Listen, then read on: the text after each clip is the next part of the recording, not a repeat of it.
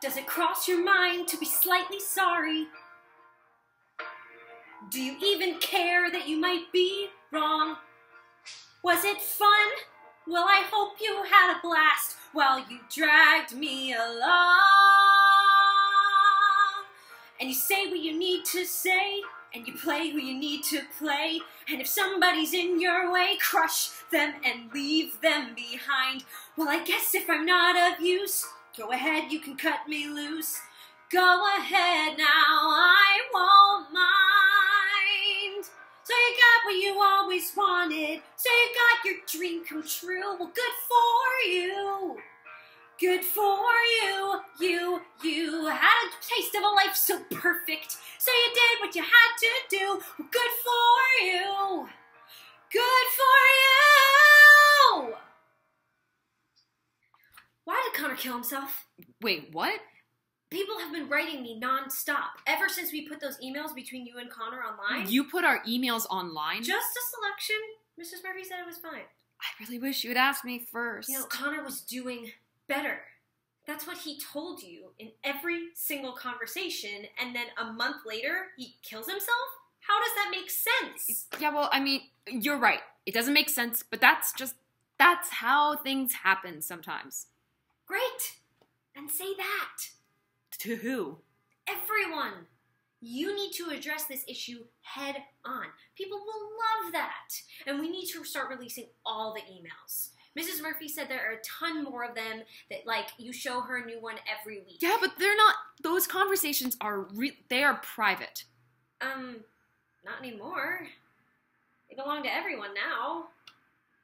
I mean, that's the whole point. The more private they are, the better. That's what people want to see. We have a responsibility to our community to tell them the truth. Our community? All the people who cared about Connor? Unless there's something in those emails you don't want people to see. Why are you so obsessed with this? You didn't even know him. Because it's important. Because he was your lab partner? Because I know what it's like to feel invisible. Just like Connor. To feel invisible and alone and like nobody even knows you're there, and probably they wouldn't even notice if you vanished into thin air. I bet you used to know what that felt like too. What are you doing in my brother's room? Oh no, I was just... Your mom said dinner wouldn't be ready for a few minutes, so I was just... Don't your parents get upset that you're here all the time? Oh, well, I mean, it's not like I'm not here all the time. You've been here almost every night this week. It's just my mom. She works most nights, or she's in class. Class for what? Legal stuff. Where's your dad? My dad is, he lives in Colorado. He left when I was 7, so he doesn't really mind it either. Your parents, really great. They can't stand each other. They fight all the time. All parents fight. My dad's in, like, total denial. He didn't even cry at the funeral. He just stared at the ground. Your mom was saying gluten-free lasagna for dinner. That sounds really... Inedible? You're lucky your mom cooks. My mom and I just order pizza most nights. You're lucky you're allowed to eat pizza. You're not allowed to eat pizza? We can now, I guess. My mom was Buddhist last year, so we weren't allowed to eat animal products. She was Buddhist last year, not this year? Yeah, it's kind of what she does. She gets into different things. For a while it was exercise, then it was The Secret, then Buddhism, and now it's free-range, omnivore's dilemma, whatever. It's cool that she's interested in so much different stuff. Oh, she's not. That's just what happens to you when you're rich and you don't have a job. You get crazy. My mom always said it's better to be rich than poor. Mom's probably never been rich then. You've probably never been poor. I can't believe I just said that. Oh my god, I'm so sorry. That was completely rude. Wow, I didn't know you were actually capable of saying something that wasn't nice. No, I'm not. I never say things that aren't nice. I don't even think things like that. I'm really sorry. No, I was impressed. You're ruining it. I'm sorry. You really don't have to keep saying that. Okay. You want to say it again, don't you? Yeah, very much so, yes. You're weird. I know. I read some of those emails. with you and Connor. Oh. A lot of them are, like, really corny. Yeah. All that stuff about trees. Totally, I know. Why did he say that? In his note? His note?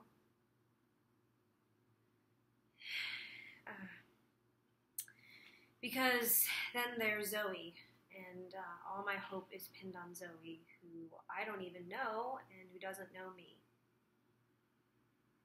Why would he write that?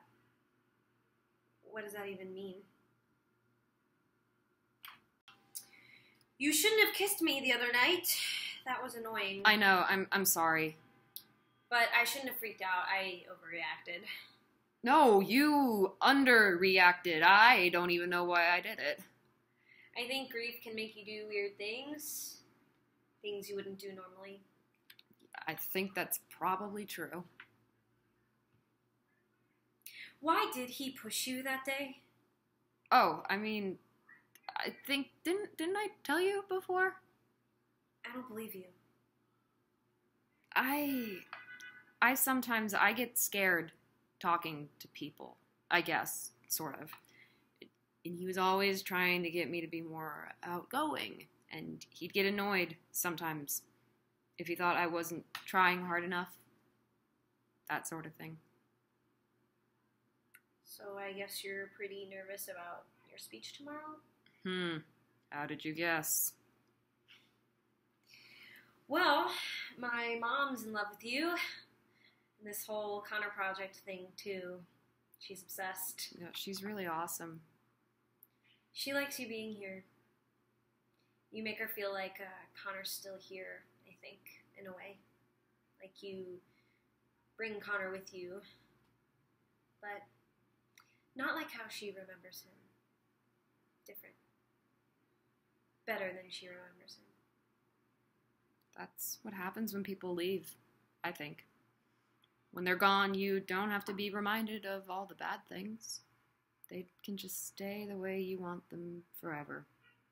Perfect.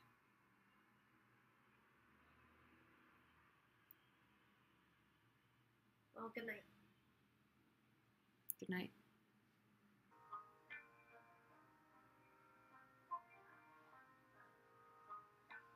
Why should I play this game of pretend? Remembering through a secondhand sorrow, such a great son and wonderful friend. Oh, don't the tears just pour? I could curl up and hide in my room, there in my bed still sobbing tomorrow. I could give in to all of the gloom. But tell me what for? Why should I have a heavy heart? Why should I start to break in pieces? Why should I go and fall apart for you? Why should I play the grieving girl and lie, saying that I miss you and that my world has gone dark without your light? And why should you get another chance to drag me through one more round of tears you can't undo? Oh, I don't have an elegy to write. I will sing no requiem tonight, 'cause when the villains fall, the kingdoms never weep. No one lights a candle to remember. No one mourns at all when they lay them down to sleep. So don't tell me that I didn't have it right. Don't tell me that it wasn't black and white. After all you put me through, don't say it wasn't true, that you were not the monster that I knew. 'Cause I cannot play the grieving girl and lie, saying that I miss you and that my world has gone dark.